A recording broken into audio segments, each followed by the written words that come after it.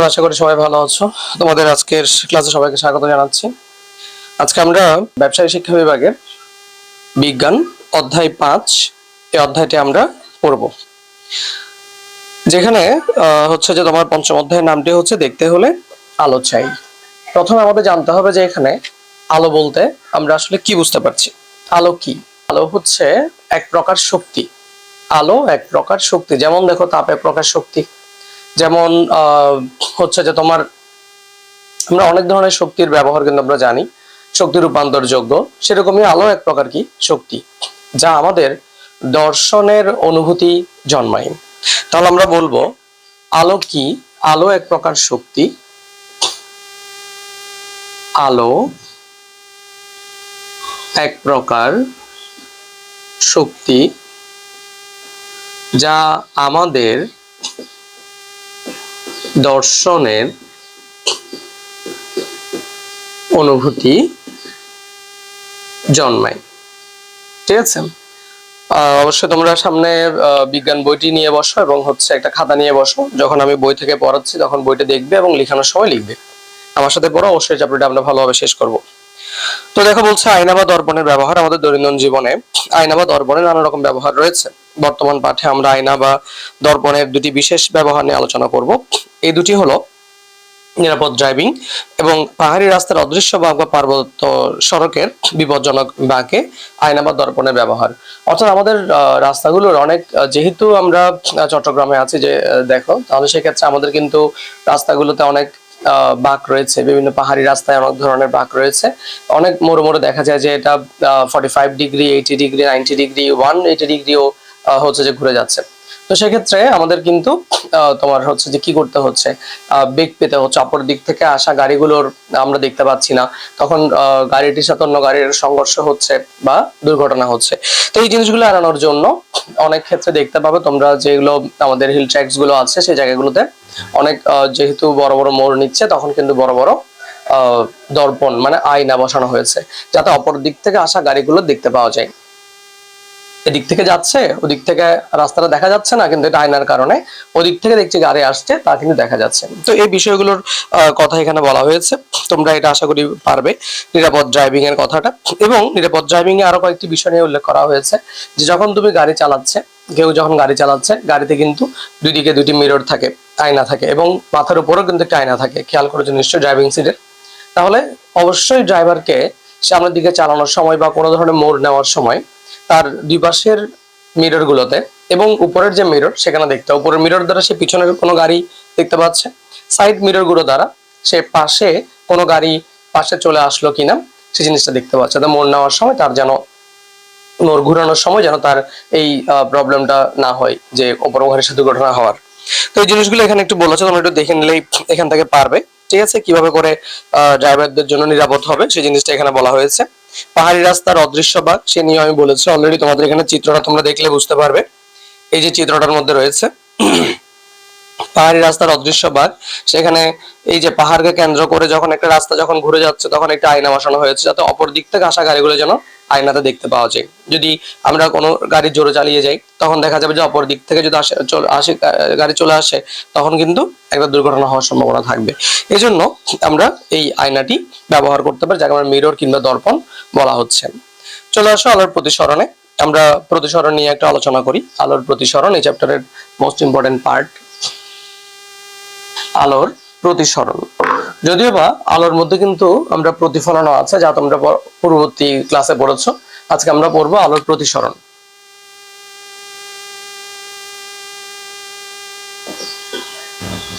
কোনো এক স্বচ্ছ মাধ্যম থেকে অন্য স্বচ্ছ মাধ্যম আলোকরশ্মি যাওয়ার সময় বিভেদ তল থেকে আলোকরশ্মিটি কিন্তু তার দিক পরিবর্তন করে। আলোকরশ্মির দিক পরিবর্তনের ঘটনাকে বলা হচ্ছে প্রতিসরণ। আমি আরো একবার জিনিসটাকে বলি, এটা মনে করো আমি বুঝিয়ে দিই। এটা হচ্ছে বায়ু মাধ্যম, আর এটা হচ্ছে তোমার পানি। তাহলে দেখো বায়ুও কিন্তু স্বচ্ছ, যে এই পাশ থেকে পাশে দেখা যায়। পানিও কিন্তু স্বচ্ছ, আমরা অনেক সময় উপর থেকে কিন্তু ভিতর দিকে দেখতে পাই। তাই এদেরকে বলা হচ্ছে স্বচ্ছ মাধ্যম। এদেরকে বলা হচ্ছে কি মাধ্যম? স্বচ্ছ মাধ্যম। তো এই যে এক স্বচ্ছ মাধ্যম থেকে অন্য স্বচ্ছ মাধ্যমে যাওয়ার সময় এক স্বচ্ছ মাধ্যম থেকে অন্য স্বচ্ছ মাধ্যমে যাওয়ার সময় আলোক রশ্মিটি, এই যে আলোক রশ্মিটি এসেছে, মনে করলাম আমরা এও হচ্ছে একটি আপতিত আলোক রশ্মি। আর এই জিনিসটা আমি যদি বলি এটাকে মনে করো এম ও এম প্রাইম, এটা হচ্ছে বিভেদ তল। বিভেদ তল কি? দুটি মাধ্যমকে আলাদা করেছে। এটি একটি স্বচ্ছ মাধ্যম, এটি একটি স্বচ্ছ মাধ্যম। দুটি স্বচ্ছ মাধ্যমের যেটা আলাদা করেছে, যে মাধ্যমটি দ্বারা, যে স্তরটি একটি উপর একটা মাধ্যম তার নিচে আরেকটি মাধ্যম, এই দুটি মাধ্যমের যেটা হচ্ছে তোমার মধ্যম অংশটি, মাঝের অংশটি, সেটাকে বলা হচ্ছে কি একদম ঠিক প্রান্তের অংশটি, তাকে বলা হচ্ছে বিভেদ তল বা পৃষ্ঠতল বলা হয়। তাহলে এই বিভেদ তলে যখন আলোক রশ্মি এসে পড়লো, যদি এটা প্রতি ফলক পৃষ্ঠ হতো, অর্থাৎ এটা পানি না হয়ে যদি এটা অন্য কোনো এমন কোনো মাধ্যম হতো যেখান থেকে আলোটি বাধা পেয়ে ফিরে আসবে, তাহলে কিন্তু আর প্রতিসরণ হতো না। কিন্তু দুটি স্বচ্ছ মাধ্যম হওয়ার কারণে সেখান থেকে কিছু আলো রশ্মি কিছু প্রতিফলিত হলেও অল্প, বেশিরভাগ অংশ কিন্তু শোষণ কিংবা প্রতিসরণ ঘটবে, মানে ভেদ করে চলে যাবে। তাহলে আলোক রশ্মি এক স্বচ্ছ মাধ্যম থেকে অন্য স্বচ্ছ মাধ্যমে আসার সময় বিভেদ তল থেকে আলোক রশ্মিটি দেখো সেটা কিন্তু যাওয়ার কথা এদিকে, এই যে এই পথে যাওয়ার কথা, কিন্তু সেটা না গিয়ে সে যেহেতু বায়ু থেকে পানির দিকে যাচ্ছে, সে দেখা যাবে কিছুটা দিক পরিবর্তন করেছে। সে ও থেকে বি এর পথে চলে গেল। তার যাওয়ার কথা ছিল ধরো ও এ প্রাইম পথে, সেদিকে না গিয়ে সে যে ও বি পথে চলে গেল। এই যে তার দিক পরিবর্তন হলো বিভেদ তলে বাধা পাওয়ার কারণে এবং মাধ্যম পরিবর্তনের কারণে, তখনই সেই ঘটনাকে বলা হচ্ছে আলোর প্রতিসরণ। তাহলে আমরা আলোর প্রতিসরণ কাকে বলে কি বলতে পারি? আলোক রশ্মি এক স্বচ্ছ মাধ্যম থেকে অন্য স্বচ্ছ মাধ্যমে যাওয়ার সময় বিভেদ তলে দিক পরিবর্তন করে। আলোক রশ্মির দিক পরিবর্তনের ঘটনাকে আলোর প্রতিসরণ বলা হয়।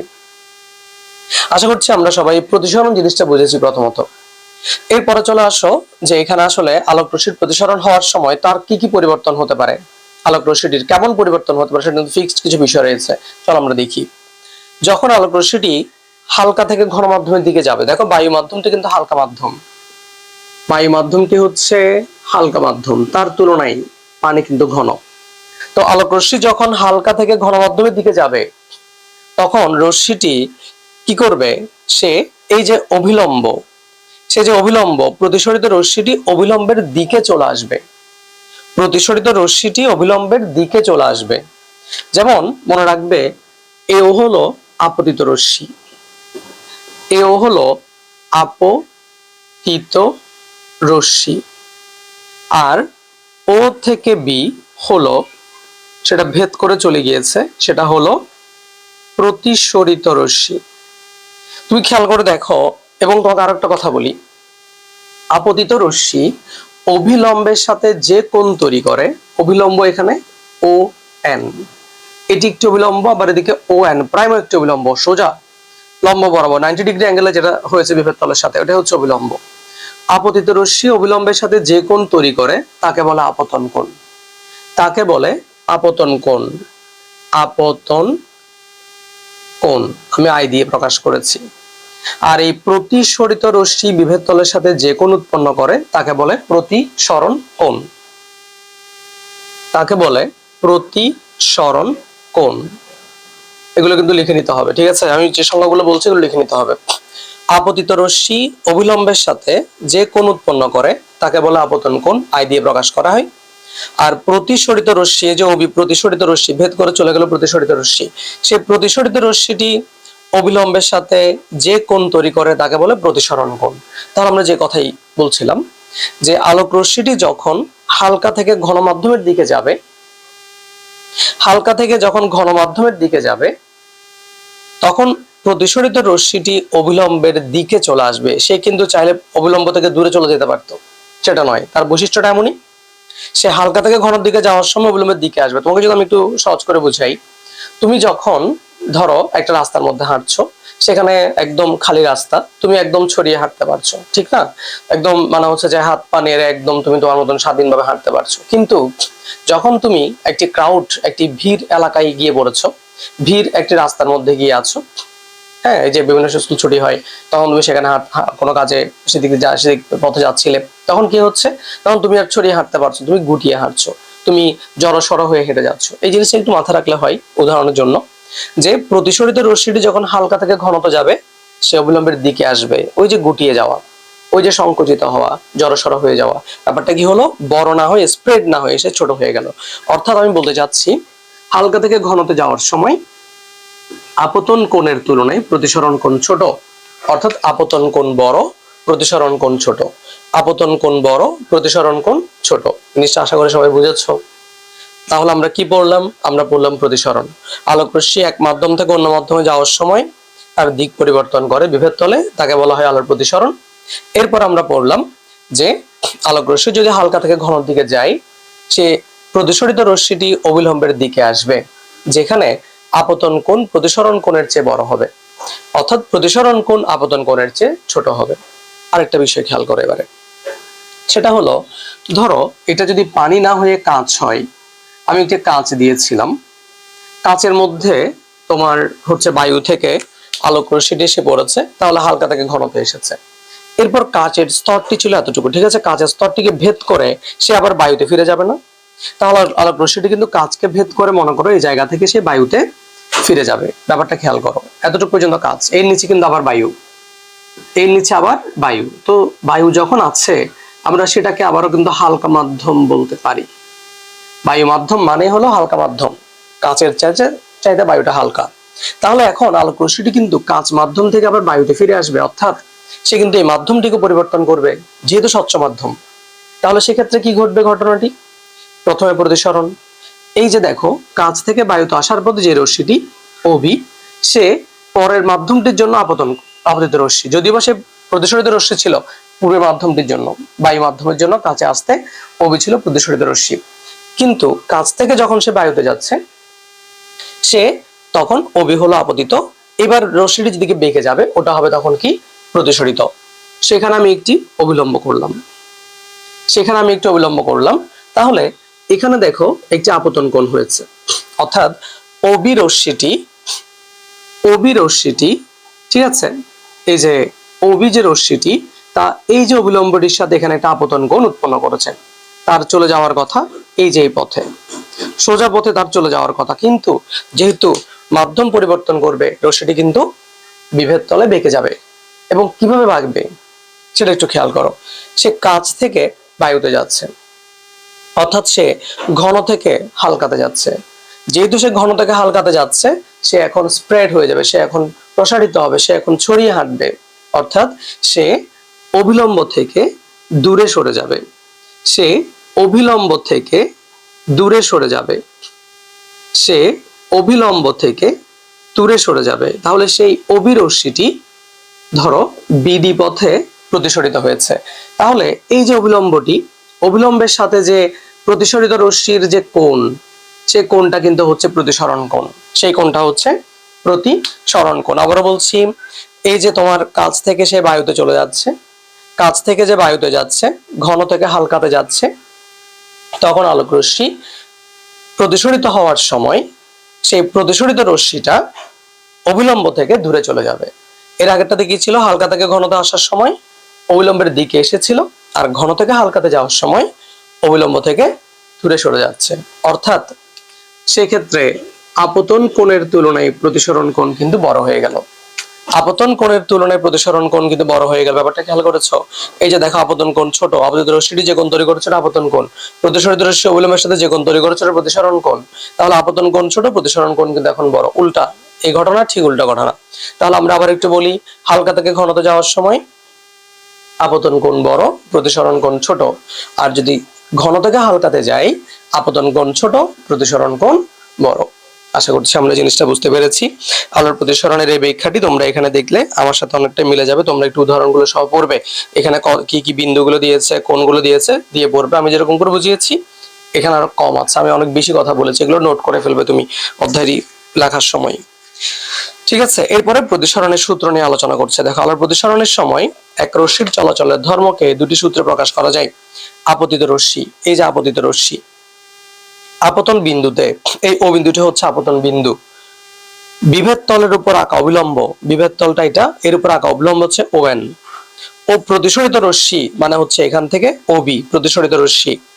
ঠিক আছে, একই সমতলে থাকে। এখানে আরেকটা বিষয় তোমাদেরকে মনে করিয়ে দিই, সেটা হচ্ছে এটা যে আপতিত রশ্মি তার তীর চিহ্ন দিয়ে বুঝতে পারবো। তীর চিহ্ন দিয়ে, অবশ্যই তীর চিহ্ন দিতে হবে।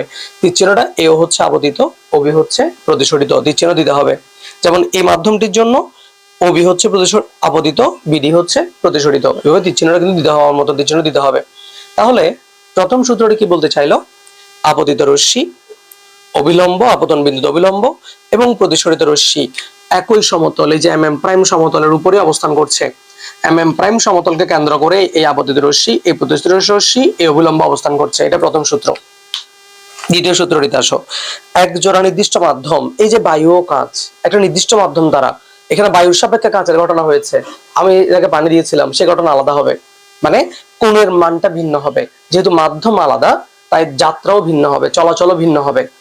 তাহলে যখন বায়ু থেকে কাঁচ, তখন তার প্রতিসরণটা যত ডিগ্রি হবে, বায়ু থেকে পানি হলে তার প্রতিসরণটা কিন্তু ভিন্ন হবে। যদি বায়ু থেকে অন্য কোনো সাপেক্ষ হয়, সেটা কিন্তু আরেকটু ভিন্ন হবে। মানে এক জোড়া নির্দিষ্ট মাধ্যম ও নির্দিষ্ট রং হতে পারে, সেটা লাল রং, বেগুনি রং, হ্যাঁ, সেটা হতে পারে কালো রং, সেটা হতে পারে নীল রং। তাহলে বিভিন্ন রঙের, নির্দিষ্ট রঙের আলোর জন্য বলা হচ্ছে আপতন কোণের সাইন ও প্রতিসরণ কোণের সাইনের অনুপাত সর্বদা ধ্রুব থাকে। আপতন কোণের সাইন ও প্রতিসরণ কোণের সাইনের অনুপাত সর্বদা ধ্রুব থাকে। তাহলে আপতন কোণের সাইন, আপতন কোণ কোনটা বলো? I, প্রতিসরণ কোণ কোনটা বলো? R। তাহলে আপতন কোণের সাইন ও প্রতিসরণ কোণের সাইনের অনুপাত সর্বদা ধ্রুব থাকে। কথাটা দিয়ে আমরা কিভাবে লিখতে পারি? দেখো, দ্বিতীয় সূত্রটাকে কথা বলছি। বলছে কি, এক জোড়া নির্দিষ্ট মাধ্যম বায়ু ও কাঁচ ও একটি নির্দিষ্ট রঙের আলোর জন্য আপতন কোণ মানে কোনটা? I, তার সাইন, আপতন কোণের সাইন মানে হচ্ছে সাইন I, আপতন কোণের সাইন ও প্রতিসরণ কোণ মানে R, এর সাইন, প্রতিসরণ কোণের সাইনের অনুপাত মানে ডিভাইডেড বাই একটি ধ্রুব রাশি। এখানে ধ্রুব রাশিকে বইতে দেখবে n দিয়ে প্রকাশ করেছে, কখনো এটাকে এরকম ইটা দিয়েও প্রকাশ করে। ইটা, এই চিহ্নটির নাম বলেছি ইটা। ঠিক আছে, তাহলে এটা n দিয়ে প্রকাশ করেছে।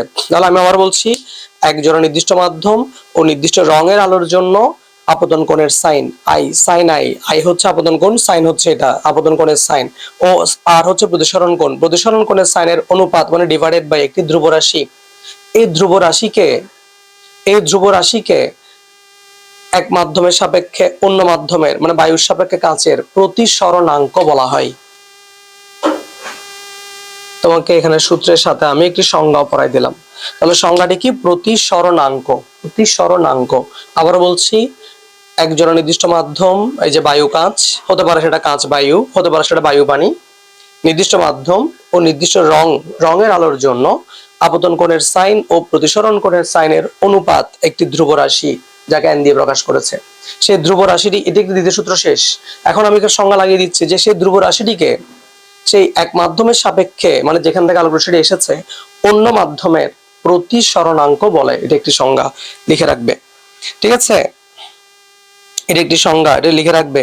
এই যে এখানে লিখে দিয়েছে, এটা নির্দিষ্ট রঙের জন্য প্রথম মাধ্যমের সাপেক্ষে দ্বিতীয় মাধ্যমের প্রতিসরণাঙ্ক। প্রথম মাধ্যমকে শূন্য ধরে দ্বিতীয় মাধ্যমকে মাপা হলে সেটাকে বস্তুর প্রতিসরণাঙ্ক বলা হয়। পানির প্রতিসরণাঙ্ক হচ্ছে 1.33, বাতাসের প্রতিসরণাঙ্ক হচ্ছে যে 1 এর কাছাকাছি, সেটাতে 1 ধরা হয়ে থাকে। তবে মনে রেখো, আলোর রং ভিন্ন বলে প্রতিসরণের মানও কিন্তু ভিন্ন হবে। তাহলে নীল রঙের জন্য একরকম প্রতিসরণাঙ্ক পেয়েছো, মানে কোণের মান, ঠিক আছে, অনুপাতের মান। তুমি বেগুনি রঙের জন্য আরেক রকম পাবে, লাল রঙের জন্য আরেক রকম পাবে, কারণ মাধ্যমটির ঘনত্ব ভিন্ন হবে। ঠিক আছে, তাহলে আমরা প্রতিসরণাঙ্ক আশা করি সবাই বুঝতে পেরেছি। আমার কথাটির সাথে বই পড়বে, আমার এই লেখাগুলো, চিত্রগুলো খাতায় এঁকে এঁকে পড়ে পড়ে দেখবে। ঠিক আছে, তাহলে আমরা জিনিসটা বুঝতে পেরেছি সবাই। এবার চলে আসো লেন্স। লেন্স জিনিসটা কি? দুটি গোলীয় পৃষ্ঠ দিয়ে সীমাবদ্ধ কোন স্বচ্ছ প্রতিসরক মাধ্যমকে লেন্স বলে। দুটি গোলীয় পৃষ্ঠ কি, দেখো আমি এঁকে দেখাচ্ছি। লেন্স,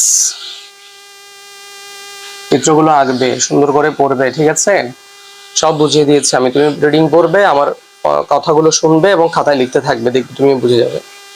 তাহলে এরপরে হচ্ছে লেন্স। লেন্স কি? আসলে লেন্স হচ্ছে দুটি গোলীয় পৃষ্ঠ।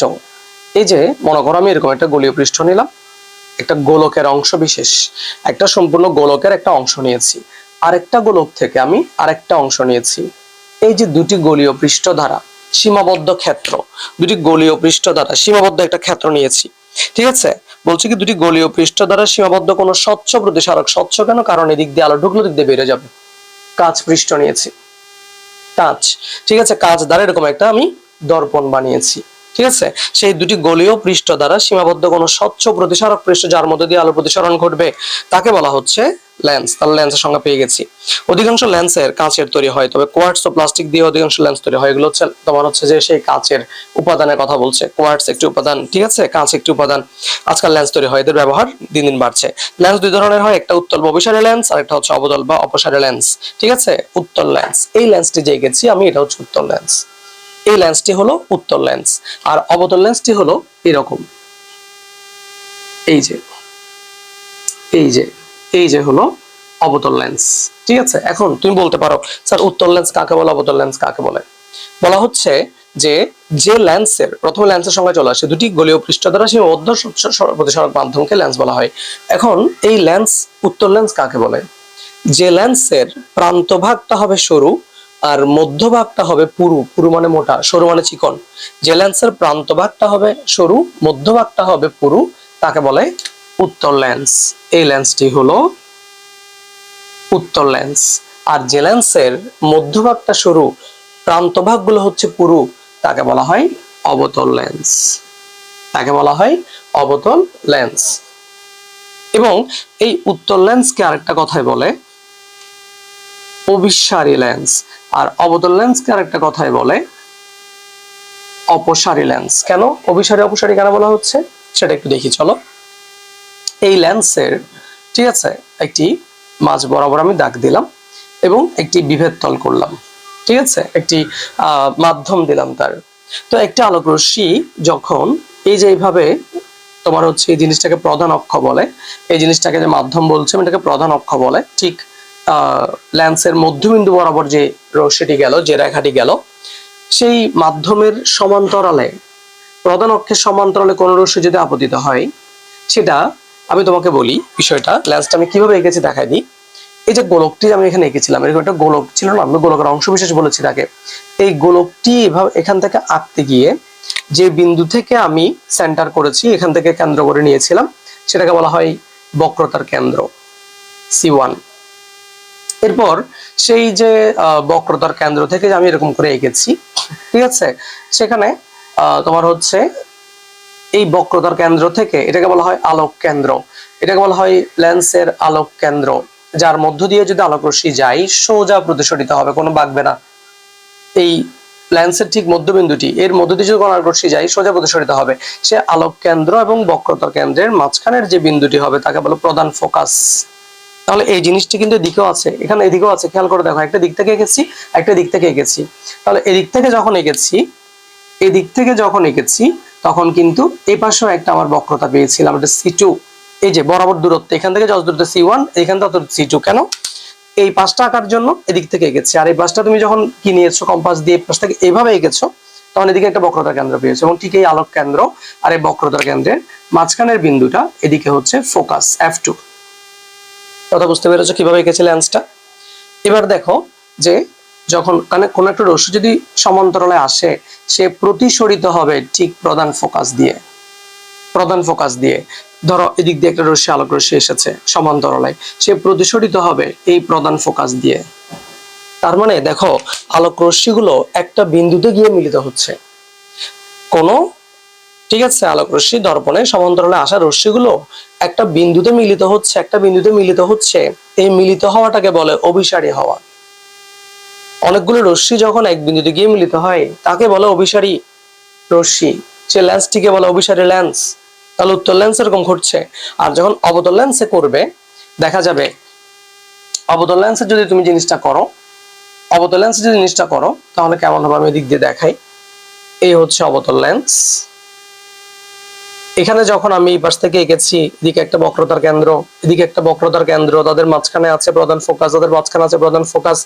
আলোক রশ্মি যখন এই মাঝ বরাবরে এখানে এসেছে, সে কিন্তু আর অভিসারিত হবে না, সে কিন্তু এরকম দূরে চলে যাবে এবং সেটা প্রধান ফোকাস থেকে আসছে বলে মনে হবে। একইভাবে যখন এদিক দিয়ে একটা আলোক রশ্মি এরকম করে সমান্তরালে আসলো, সেই রশ্মিটা কিন্তু সোজা যাবে না বা এদিকে যাবে না, সে কিন্তু দূরে চলে যাবে এবং সেটা প্রধান ফোকাস থেকে আসছে বলে মনে হবে, এই যে এইভাবে, এই যে এইভাবে। তাহলে এই ক্ষেত্রে রশ্মিগুলো কিন্তু দূরে চলে যাচ্ছে, কোন একটা বিন্দু থেকে আসছে বলে মনে হচ্ছে, দূর থেকে এই কোন একটা বিন্দু থেকে দিক দিয়ে আসছে বলে মনে হচ্ছে, ঠিক আছে। সেই লেন্সটিকে বলা হয় অপসারী লেন্স, সেই রশ্মিগুলো বলা হয় অপসারী রশ্মি। এক বিন্দু থেকে ছড়িয়ে পড়া তাকে বলে অপসারিত হওয়া, আর এক বিন্দুতে মিলিত হওয়া তাকে বলে অভিসারী হওয়া।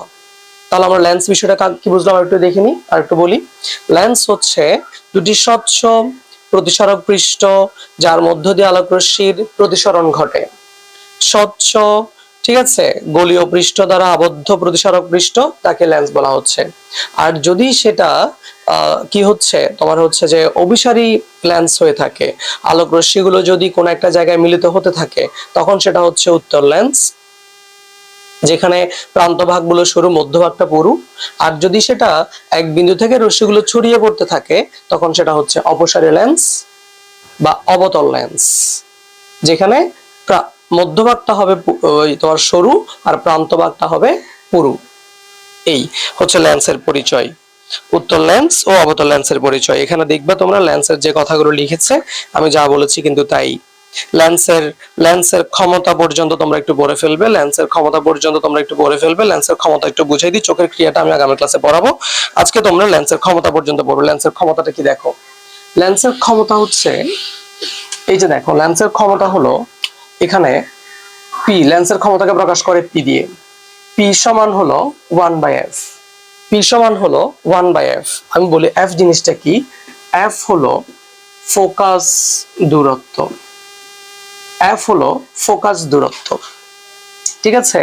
এফ হলো ফোকাস দূরত্ব, যার একক হবে মিটার। এখন ফোকাস দূরত্ব কি মনে রাখবে, এই প্রধান ফোকাস থেকে এই যে আলোক কেন্দ্র বলেছি এর দূরত্বটাকে ফোকাস দূরত্ব বলা হয়।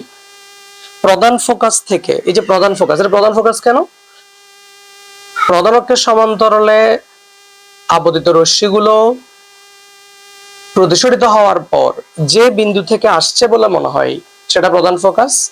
আর উত্তল লেন্সের ক্ষেত্রে এই প্রধান অক্ষের সমান্তরালে আপতিত রশ্মিগুলো যে বিন্দুতে গিয়ে মিলিত হয় তাকে বলে প্রধান ফোকাস।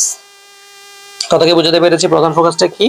তাহলে প্রধান ফোকাস থেকে আলোক কেন্দ্র পর্যন্ত একটা দূরত্ব রয়েছে না, এই দূরত্বটাকে বলছে ফোকাস দূরত্ব। তো এটা যদি তোমাকে দেওয়া থাকে তুমি ক্ষমতা বের করতে পারবে।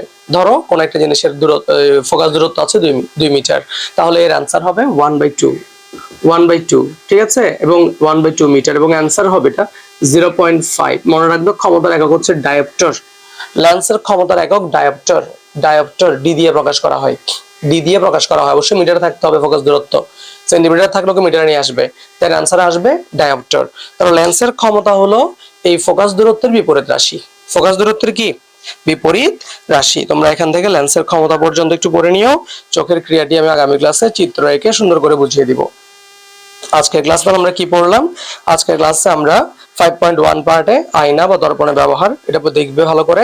পাহাড়ি রাস্তার অদৃশ্য ভাগ দেখবে, আলোর প্রতিসরণ পড়বে, আমার সাথে চিত্র আঁকবে, পড়বে লেন্স এটার সংজ্ঞা এবং তার চিত্র, উত্তল লেন্স কি, অবতল লেন্স কি, এবং লেন্সের ক্ষমতা পর্যন্ত আজকের ক্লাসে পড়ালাম।